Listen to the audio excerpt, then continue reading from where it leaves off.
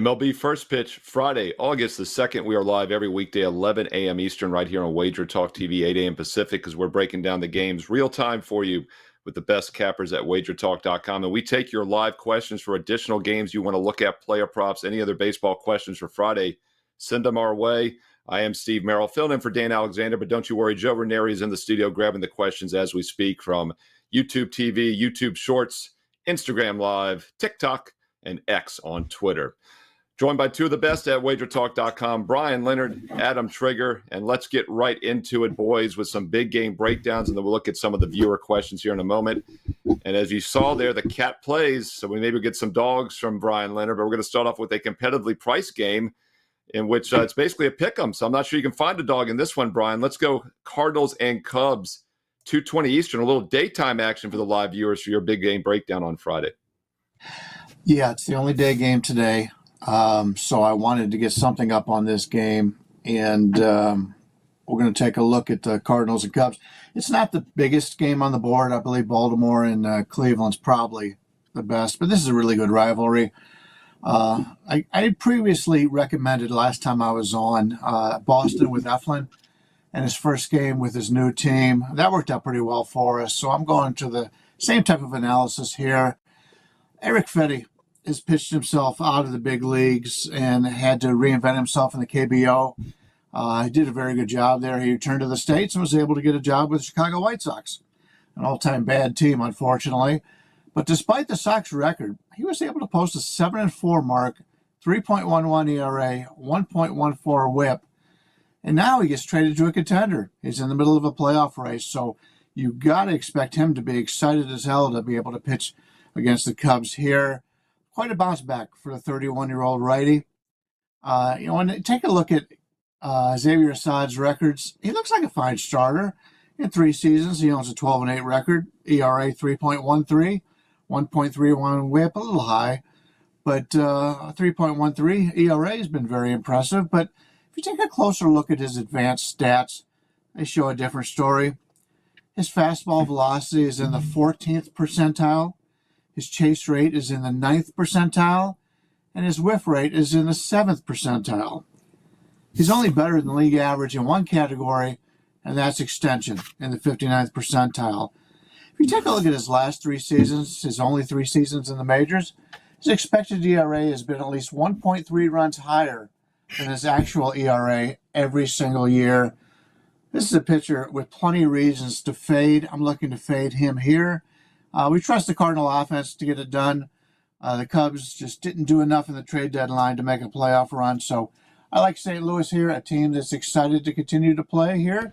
And they're playing a lot better ball than they did earlier this season. Let's take the Cubs here at a reasonable price. Little KBO reference there. Early in the show, we had Tokyo Brandon on yesterday giving out a free Mexican opinion. And then Adam Trigger, of course, loves his KBO as well. And Adam, you pointed out, Freddie, the 2023 KBO MVP, if I'm not mistaken. So definitely a game to keep an eye on this afternoon. A little free daytime action for you from Bryan Leonard there. Cubs-Cardinals starts early at 2:20 Eastern. And Adam, I will throw it to you because Bryan referenced what he thought was the biggest game of the night. His Cleveland Guardians against my once-upon-a-time Baltimore Orioles as a child. Once again, my Orioles are pretty good this year. What are you doing with this one tonight on Friday, Cleveland and Baltimore? Yeah, so I'm actually going to start this handicap with another KBO reference because I want to address last night quickly. Listen, you can research, watch games, make notes. I'm old school. I write them out, and I have a lot of them. And sometimes you're just wrong. And I've been totally wrong about Ben Lively this year. So I think he was in the KBO for 3 years with the Samsung Lions. I watched most of his starts there. He comes back, ends up in Cincinnati last year. And what he's done this season is just is incredible. I believe last night is now 17 quality starts and 19 starts for him. And was just wrong there. He was great again. Rodgers was not good in his Orioles debut, and it ended up being a pretty lopsided game when it was all said and done. With that being said, I still think the Guardians are probably a team that you can play against going like the rest of the way for a couple of reasons. One, that what they're doing, in my opinion, is unsustainable. And I know they've got to this point, but now the market has them at their absolute peak. They have the best record in Major League Baseball. They've won 7 of 9. So, they had their little lull early July, like right around the All-Star break. But they've come out, they've gone 7-2, 5.3 runs per game, 14 home runs in that stretch. I remember doing a show, it might have been with both of you. I know it was with Bryan Leonard prior to the season where we kind of laughed at the Guardians lineup. We're like, are they going to do anything other than hit singles this year? I think was kind of like the joke. And they now have 123 home runs. They had 124 all of last year. So, but across the board, there's a lot of underlying metrics that suggest regression. It's tough to say it's going to happen at this point. We're in August, and they've done incredibly well this year as a team, but I still think that they're priced at like the peak of the market, and you can probably make some money playing against them. Now, the Orioles, 8-12 in their last 20 games. The pitching's been awful. I was really disappointed with Rodgers last night. I thought he would be much better in his debut, and he was terrible. But I do think the Orioles are going to come around. I think the offense is too good not to. If you go back to yesterday's show, I talked about wanting Baltimore to call up Kobe Mayo. I thought they should have already done that. And then they did that after last night's game, and he'll make his Major League debut tonight for the Orioles. I think that's going to be a nice little jolt. He's kind of like the last one of like the Norfolk Five, if you will, to get a chance this year. Of course, Holiday got called up. Norby and Stowers both got called up. Now have both been traded. Kersted's had a couple of different chances. So finally, it's Mayo's turn, and I think he's going to give them a nice boost. He's having a great season at AAA. The Guardians pit. The other thing I want to point out with the Guardians is they've been able to win games over the last 6 weeks in spite of their starting pitching, which collectively has been poor. And the biggest offender of that is on the mound tonight in Carlos Carrasco. My guess is he's probably out of the rotation very soon. He'll be replaced with either Alex Cobb or Matt Boyd. He's lost 3 straight starts. His ERA in those starts is 8.36. He's given up 13 runs in his last 14 innings pitched. If you've watched him early in the season and looked at the numbers he's put up, I never thought that was sustainable, and now it's coming around. If I'm the Guardians, I'm not putting him out there every 5th day. I really do believe that this is going to be his last start in the rotation unless someone else gets hurt. And I think, unfortunately for him, I don't think it ends well because I think you're going to get a pissed off Orioles team that's looking to break out, and that possibly does here. Gunnar Henderson's 3 for 3 against Carrasco, not a huge sample, but he does have a long ball. And the only reason that we're talking about this here, and I haven't made this a client play, is the only box I can't really check off is Dean Kramer. He's just not someone I've looked to back this year. He has a 6.23 ERA in 3 career starts against Cleveland. That's not great, but he has been good since coming off the IL, Steve. 3.96 ERA in 5 starts since coming off the IL. So, maybe some of his early season struggles had to do with that a little bit, or the struggles prior to him getting hurt. So I do have a pretty strong lean here toward the Orioles. I also wouldn't be surprised if you see runs again, similar to last night. That game soared over the total, and you've got a 9 flat here. At least it was earlier when I checked. It might be taking some money, but I think you're going to see some runs with these 2 starting pitchers. But I do think the Orioles find a way. They kind of need this one. I still give Kramer the edge over Carrasco, and I think Baltimore finds a way to get it done. Yeah, don't look now, but like you said, Adam, the Cleveland Guardians, your Cleveland Guardians, Bryan Leonard, the best record in baseball. Hey, don't tell Dan Alexander. He'll be back on Monday here in the host seat. But yes, Guardians, 611 winning percentage. The Phillies have fallen now to 602. And we talk about this all the time, guys. Almost every team wins 40%. Hardly any team wins over 60%. And other than the White Sox and the Rockies, who are right below 40, we got 2 above 60, 2 below 40. Everybody else is in the middle of the pack there, including these Orioles and Yankees, who are tied at identical 591, 65, and 45 records. Big game this weekend, a big series this weekend, Guardians and Orioles, a possible playoff preview. All right, we're going to take some live questions here in the chat. And once again, always great to see people asking away. And Ruzen points out Tokyo Brandon gave him that Mexican baseball opinion yesterday. And then, Ru, that's because you asked for it, man. He wants to get compensated. You got compensated by getting a free Mexican baseball opinion, my man. And he mentioned he tied it up with his Braves -1. Well, I gave that out on Wager Talk today. Is that where you got it, or did you have it on your own? all seriousness, Wager Talk today is up here at noon Eastern, so don't forget to watch it after first pitch every weekday here on the channel. We're going to look at some games first, guys, but give you a little heads up. Eric Pompey is asking if anybody sees a good no-run first inning or any pitcher strikeout total props over that they like. So I'll let you guys think about that a little bit. And on any of these particular games, you can chime in as we're talking about them. And Joseph Mendoza says it's making the live shows. Welcome back. Good to see you, Joseph, here on the live show at 11 a.m. Eastern on Friday. All right, Brian, let's look at the card here. We've got some big games on the board. Let's choose one here. Let's see. Let's go Blue Jays Yankees in the American League with you. Blue Jays, a team that a lot of people are staying away from near the trade deadline. Not quite as active as maybe I thought they would be. Yankees obviously are a contender, as I mentioned, tied with the Orioles for first. Big picture, what are you doing with both of these teams going forward, Brian? And do you see any value in this game tonight on Friday? A couple things before we get to this game. I just wanted to point out in that Cubs game, the wind's blowing in 13, 14 miles an hour. So that means even less runs than you would expect. As for the game, the net great breakdown by Trig. Yeah, Cleveland, I'm really worried about Cleveland. Tanner Bybee was supposed to pitch today. He got pushed back. He's got some arm stiffness. That's not a good thing when he's your number one starter. And Cobb coming in, if he's healthy, he'll make a difference. But if he's not healthy and Bybee's still struggling, you're going to go into the playoffs, if you make the playoffs, with guys that shouldn't even be in the rotation making major starts. So the excitement for Cleveland having the best record is fine, but I agree they're going to have a rejection pretty soon and struggle. I also wanted to point out the weather today. We've got 5 games: the Detroit, Washington, Yankees, Cleveland, and Cincinnati games, all with possible rain delays or possibly a rain out.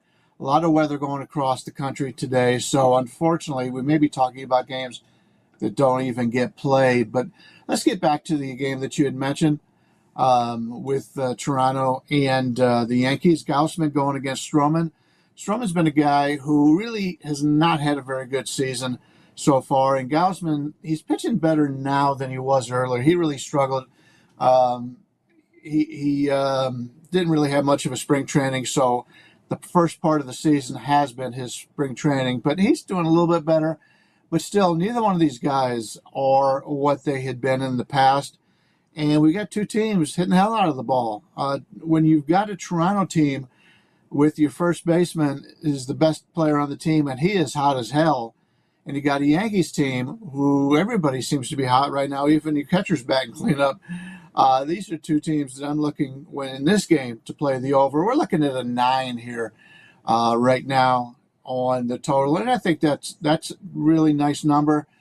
Despite Gausman and Stroman's reputations, if you take a look at their advanced stats on Savant, it's basically blue all over the place, except for Gausman's only allowing 6.5% on the walk rate.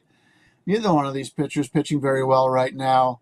The Yankees have had some problems in the bullpen, and of course, Toronto's traded away most of their entire bullpen. So this is a game where I don't want any part of the pitchers on either one of these sides. I look for the over. To me, this is the better bet in this game. Play over the 9 between the Blue Jays and the Yankees. Yeah, and JD Boss 49ers in the YouTube Shorts live chat is saying the Yankees lit up Gausman for 7 runs last time he pitched versus the Yankees, or Blue Jays, I guess, as he meant to say. And he said also the Blue Jays bullpen has been horrible. So, yeah, the over makes some sense here, and there's some support in the live chat. JD Boss 49ers also asking about a Twins money line and Braves money line parlay. So I'll throw both of those to you, Adam, if you have any thoughts on either one of those games. We, of course, have the Atlanta Braves playing the Marlins. They won 4-2 yesterday. And then we have the Twins playing your Chicago White Sox, almost a $3 favorite. So I have a feeling you'll want to focus on that one, Adam, because I know you're not afraid to take plus money with the White Sox. Shoot, you can get a, what do you think, almost a plus 2.5 run line maybe here with this one if you want. So any thoughts on Marlins Braves or White Sox Twins? Yeah, I'm not playing against Joe Ryan, and I do like, I have talked about liking the Twins as well. as they start to get healthier. I thought getting Royce Lewis back was really big for them. So I can't disagree with using the Twins in the parlay. I'm not sure, what kind of, value that's going to get you. They're a clear favorite, but this is not a spot where I have any interest in trying to do anything with the White Sox. I took a couple shots with them earlier this week. I won one of my +1.5 bets, lost the other, and I'll probably stay away from the White Sox for the time being. I don't know that this is the series to jump in with them, especially with the Twins needing these games. I do have an opinion in the other game, though, and I would find something else to use than the Braves. I still think the Braves are the most overrated team, maybe in all of baseball. I talked about this on the show yesterday. Actually, my best bet for the show yesterday was Marlins +1.5, which fell just short. But it really was the result of a 3-run first inning. I mean, the Braves did nothing the rest of the game. They ended up winning 4-2. So, go look at who they hit 6-9. Right? I mean, it's this like, I really believe that if there was any other name on the front of the jersey with that lineup and that roster, prices would be 30 to 40 cents difference as it pertains to the Braves. And so I'm only looking to bet against them. The Marlins is a team that, a couple weeks ago, probably 3 weeks ago now, I said, they would start to get some of these young guys up, and I think you could see a different Marlins team, and they've been great. I mean, they didn't come through last night, but they've been excellent. I don't have the numbers in front of me. We'd have to check with Ralph, but I bet the Marlins are as profitable of a team in Major League Baseball over the last 3 weeks. If they've got to be like top 5 in terms of like what cashing a bunch of tickets as an underdog. And here you're getting the +1.5 with the road team. You have to trust their pitcher. It's going to be Beloso who's getting the call, back up. This would have been Trevor Rogers' spot, so he's going to come up, probably make a spot start. But, he's been good enough to keep them in games. He's kept Jacksonville in games this year. So, in this scenario, I like the Marlins. I haven't bet it yet, but it's definitely one of the ones on, Marlins +1.5 is on my very short list for Friday. Yeah, and that's why I wanted to throw that to you, because I remember you mentioned yesterday that the Braves are kind of a play against team for you here moving forward. So we'll see what happens. I think Atlanta was focused yesterday being game 1 of the series. I do like better teams in game 1s. This is a 4-game weekend series, so wouldn't be surprised to see Miami a little bit more competitive here in the next few days as they head into this the heart of this 4-game series throughout Sunday. Bryan, we're going to get to some questions here now on the main YouTube channel on the Wager Talk TV. Those, of course, came from YouTube Shorts. We always appreciate that. And we also have some other games of interest here. We're going to look at Dodgers game here. Kyle Mushoffen, who's always watching each and every day, thought the Dodgers only -155 looked a little low, and wanted to throw this over to you because this has kind of been the theme the last few weeks when we've been on the show together, is that the Dodgers, who would have thought 100-some games into the season that the Dodgers, first of all, aren't 120-0, right? They weren't supposed to lose all year. They were the monster team. But, yeah, we've been getting them in a very reasonable price now for a couple of weeks, -120, -130 range. And did you ever think in August the Dodgers would only be a -135, -140 against your future Las Vegas A's? Pretty crazy. And I can see why he's saying, on the surface, this line looks cheap. So what are you doing with this LA Dodger at Oakland game tonight on Friday? Yeah, especially as bad as Estes has pitched as of late. I know. When he brought him up, he was terrific. And now not so much. It's starting to fade a little bit. I've seen him pitch here in Vegas. We've got the AAA team, the Aviators for the A's, and I had a chance to see him pitch here. I wasn't overly impressed, but he did really good when he came up, and I thought maybe he's doing something different. Well, now he's struggling again. Stone on the mound for the Dodgers here. And you're looking at a Dodgers team. We've talked about this in the past, where they've got plenty of good pitchers on this team, but they're all hurt. And I think they'll be in pretty good shape once they get to the playoffs. They'll have a lot of these guys back by then. Gavin Stone has pitched very well. You take a look at his advanced stats here. His exit velocity, 87.7. Hard hit rate, 33.9. He keeps the opposition off balance. Joey Estes, the only thing he does well right now when you take a look at his extended stats here is his walk rate is only 6.3%. That's good. He's not going to put a lot of players on base. And I like what the Dodgers did over the trade deadline. Obviously, they brought in the best pitcher out there. for this rotation, but they've done some other things. They brought in the shortstop, actually middle infielder for the Cardinals coming in. He's been hurt all season and he's got a wrist problem, but when he gets in this lineup, he'll be a big advantage. He's a decent hitter and he excellent defensive player. And they went out and bought some other guys. So, I've made fun of this back of this Dodgers lineup all season long. And there's still not big names out there, but bringing in Ahmed Rosario, he played for the Dodgers before, had some success. He played in Cleveland, did very well. Kiermaier's an excellent defender. So they've got some really good spots that they've come in and filled up some needs, and that was mostly on the defensive end. But I think the Dodgers are a team that we can make some money on soon because the lines have been so low like this. But it would only be an opinion on the Dodgers here. Oakland's a team just hitting the hell out of the ball right now, playing with a lot of confidence. Lawrence Butler, maybe 2 months ago, nobody even knew who he was. He was hitting in the 180 range, I believe, for the A's, not a lot of power. And he's been one of the best players in baseball over the last month, along with Brent Rooker. So Oakland not trading away some of these players has got to feel pretty good for the Oakland players that are there because the team has a little bit of confidence in them. I thought they probably should have traded Rooker. He's a little bit older. I believe he's 29. Good power. They could have got something for him. But as a fan of the A's and coming into Vegas, I'm glad they kept him. We'll see if they can sign him to an extended contract. But like the Dodgers here slightly, but not enough to make a play. And, it is weird how the Dodgers coming into the season, there were people out there that thought they were going to win 120 games, and now they're a small road favorite over the A's, and we saw the A's record last year.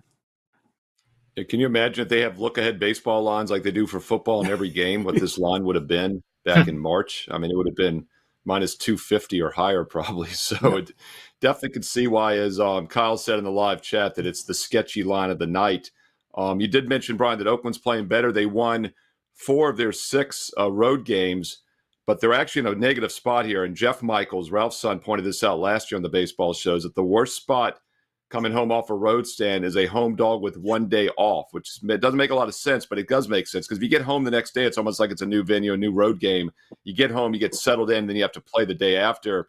So the A's do fit that subset of Jeff's system, which is 6 or more road games and then a day off as a home dog as a play against. And also game 1 road favorites on Friday have been the best spot, according to Ralph Michaels, his father. So Dodgers do have some situational advantages tonight, Kyle. So don't let that cheap price scare you. I think there's some value with the Dodgers here in the near future. All right, Adam, GB in the chat is saying, where's Trig's timer? Man, I'm going to stick up for you today. You've been doing fantastic. I threw you 2 games at once, and you knocked them both out. And those are from GB. And now he's got Nats and Reds, Adam. So I'm going to do it again. Do you have an opinion on either one of these? San Francisco undecided starter against Abbott for Cincinnati. The bullpen games have been what the Giants have been doing all season. And then Milwaukee against my Washington Nationals. Milwaukee only a small road favorite, and the Nats have really been struggling over the past month. So he likes the Nats and the Reds, actually, are the two that GB likes. Agree or disagree? So it really depends on what the Giants are going to do from a pitching perspective. I don't think it's going to be a bullpen game. I think it's going to be Kyle Harrison. And if it's Kyle Harrison, I wouldn't want to fade the Giants there. You got to remember that this was a team that was basically piecing together a rotation with 2 starters for over a month. And now their starting pitching has gotten back. They've gotten some of these starters back. It's allowed them to keep bullpen guys in bullpen roles instead of having to basically piece together a start every 4th, 5th day. And it's just made the pitching much better. Actually, the Giants right now, their starters since the All-Star break, best ERA in the National League, 2.88 ERA. And if it is Kyle Harrison, he's someone that I really liked at the beginning of the season. He had a weird stretch in the middle of the season where he was catching too much of the plate. Then he dropped a weight on his foot. I'll have to have Bryan fact check me there. I'm pretty sure he went on the IL because he dropped, he had a weightlifting injury the day before a start. But now since he's been back, he's been pretty good. And, last 3 starts, his ERA is 1. He's the guy that I thought he, would be this year. And the only thing kind of holding me off a play there is the Reds tend to play better at home, even like their splits are better at home, even though their record doesn't always agree with that. It's weird. They play better at home, but they find ways to lose these games. That being said, I think the Reds are a slightly better team, and I also like Abbott. So I lean, but I will lean toward the Giants if it ends up being Harrison on the mound.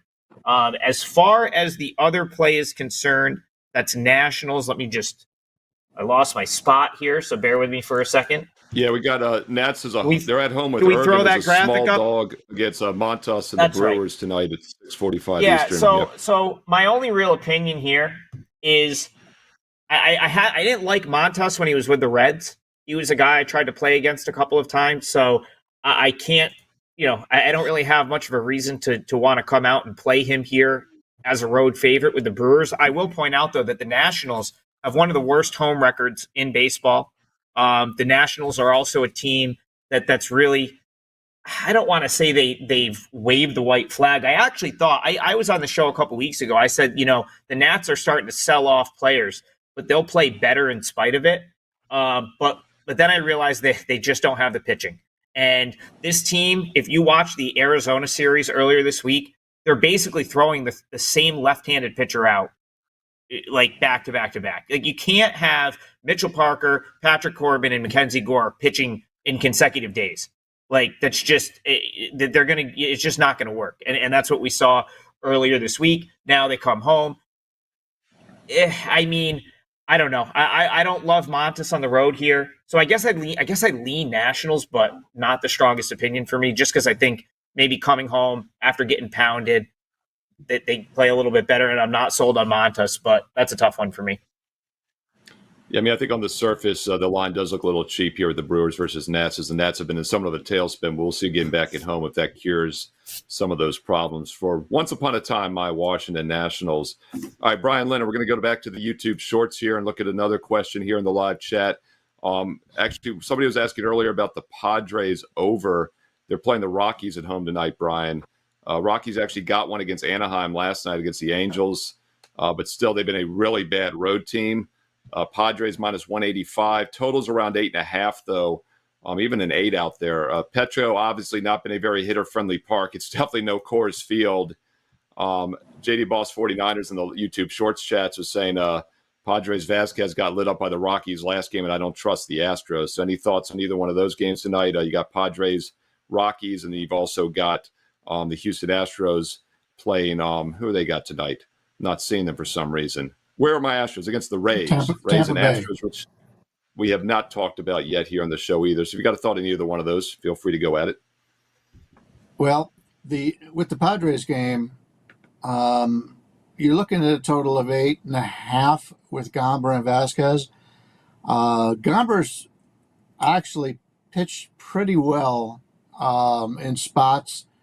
Vasquez is another guy. It seems like Vasquez is pitching every time I'm on the show with Trig, because we got our opinions on Vasquez.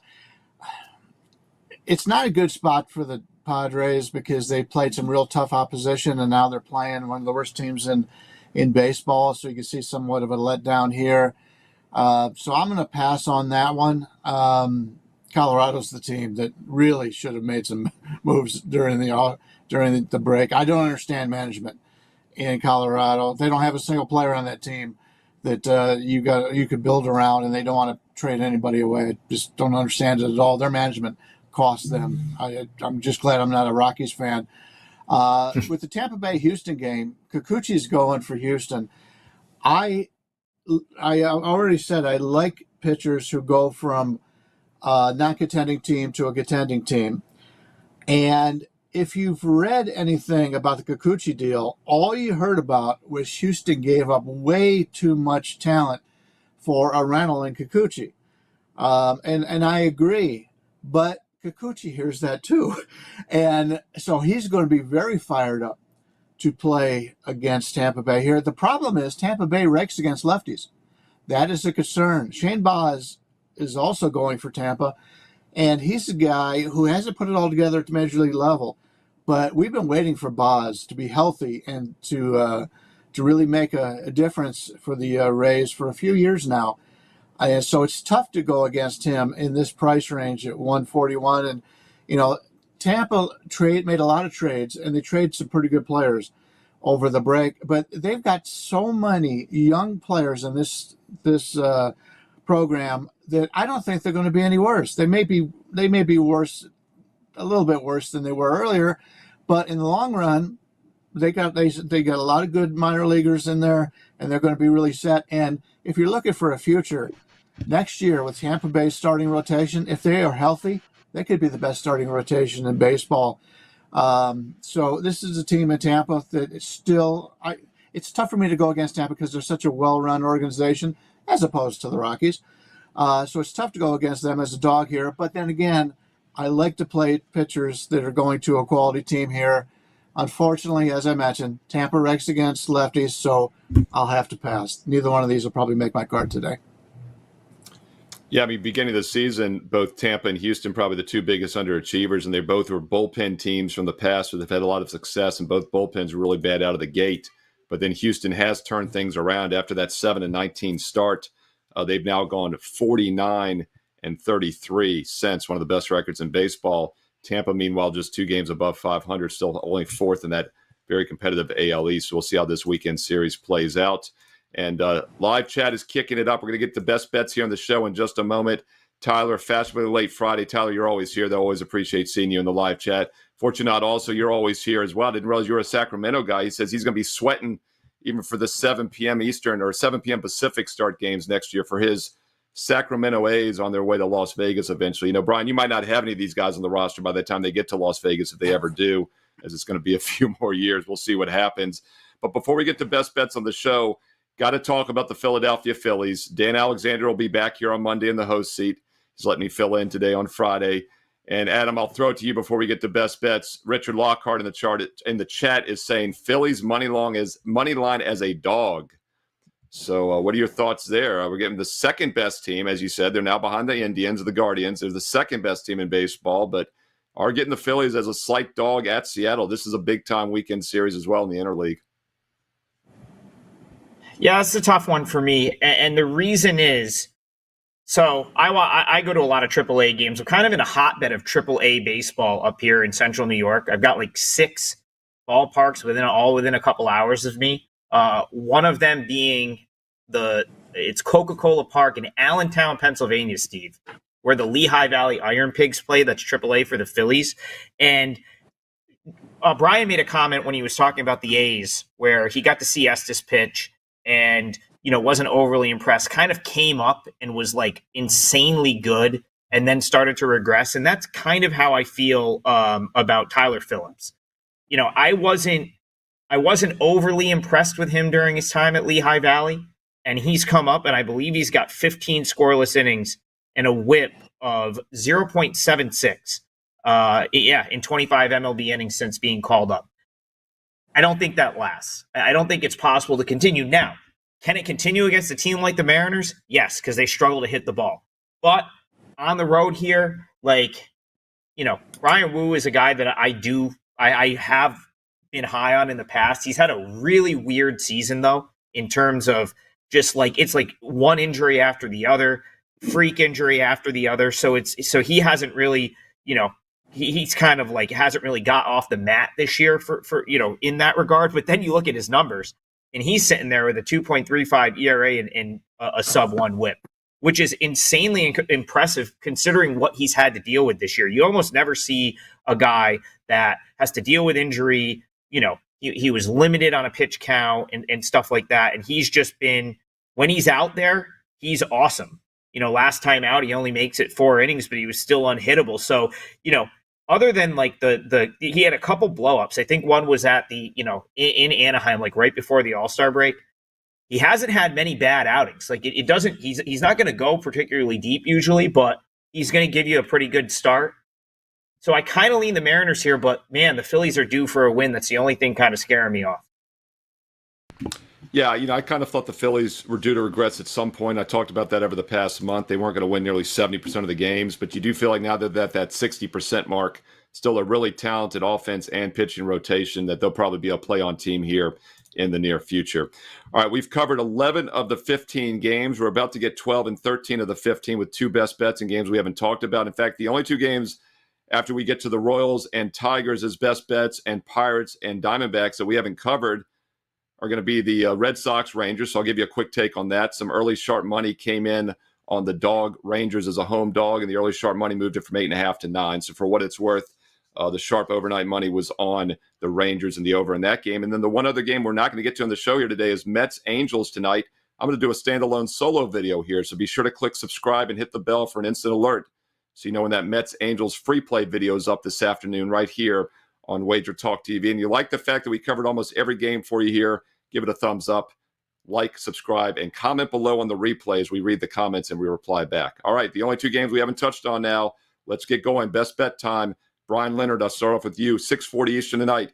Kansas City Royals at the Detroit Tigers. What are you doing with this one, and what do you have going on this weekend at WagerTalk.com?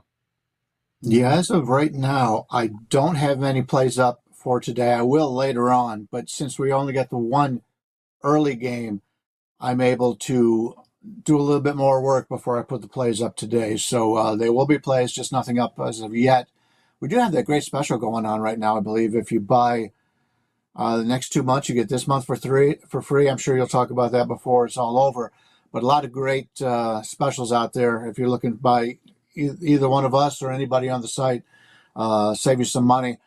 But I'm going to take a look at this Kansas City-Detroit game. And the handicap's very simple. Neither of these two teams hit southpaws very well. Kansas City has a WRC plus of 90, while Detroit comes in at 79. So that's 10 and 21% worse than the league average against lefties. And we're not talking about your typical lefties here. We're talking about Cole Reagans and Tarek Skubal, elite major league arms. Reagans has a 3.37 ERA, 1.17 whip. He's in the 93rd percentile in whip percentage, 87th percentile in strikeout percentage, and he has a 21.2 K minus BB percentage compared to league average of 13.8. The Royals lefties coming off of two subpar starts where he permitted a combined 7 earned runs in 11.2 innings. Unlike others who believe that what you've done in the past recent starts have some legitimacy, I don't. It's never been proven. So when I find a quality pitcher like a Reagans coming off of 2 bad starts, that tells me I expect him to bounce back big here, and I do in this situation, especially against a Detroit team, as I mentioned, that doesn't hit lefties well.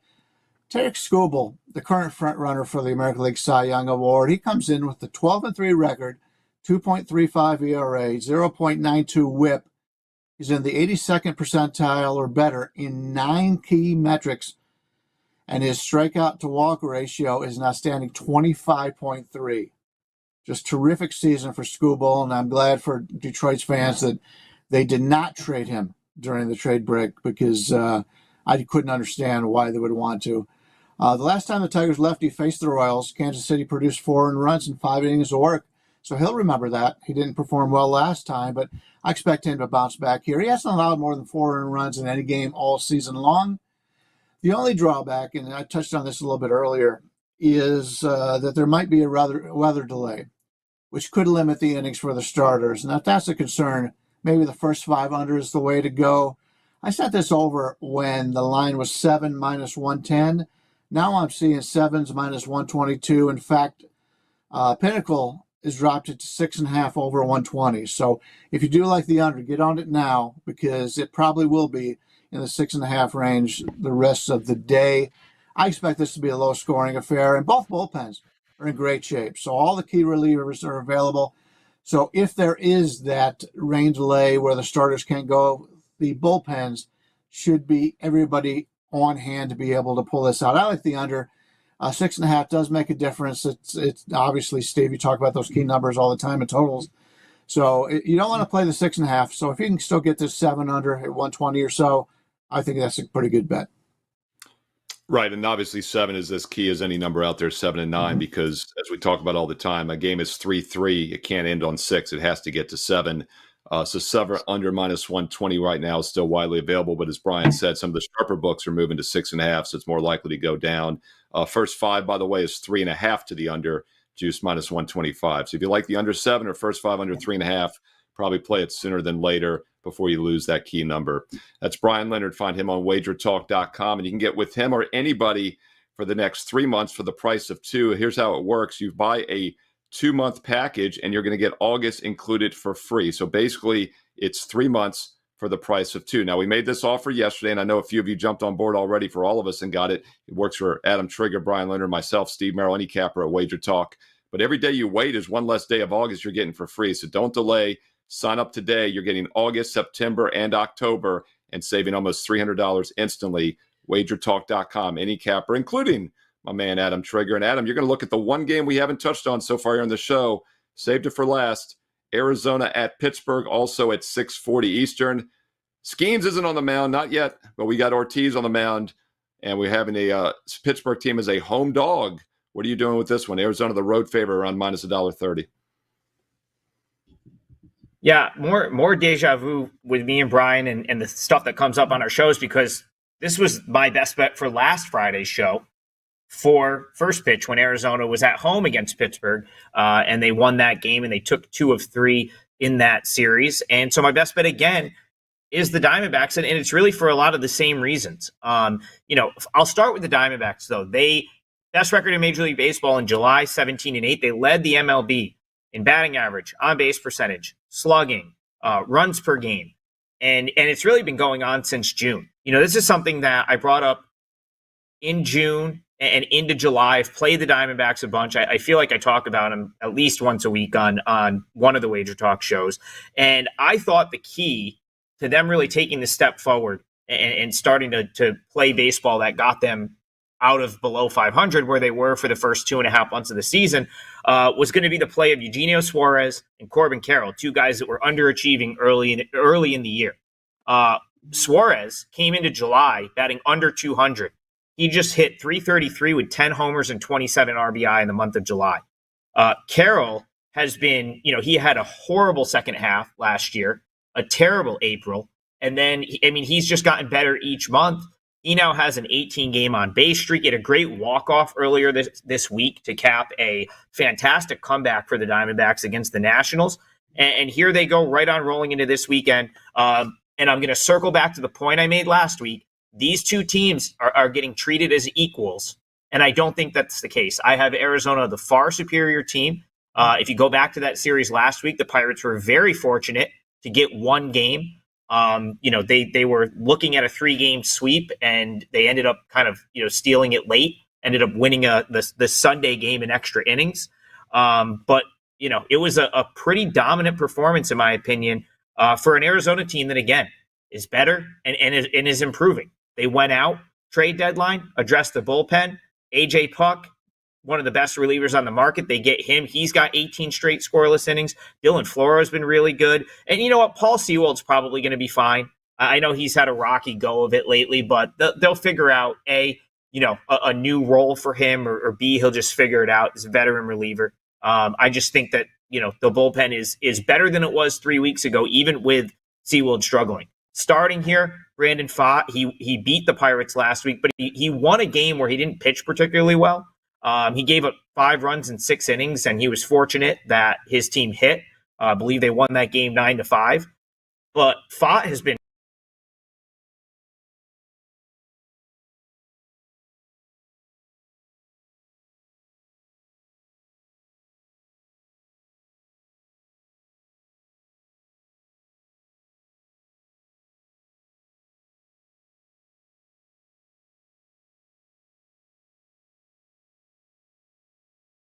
with him in the starting rotation.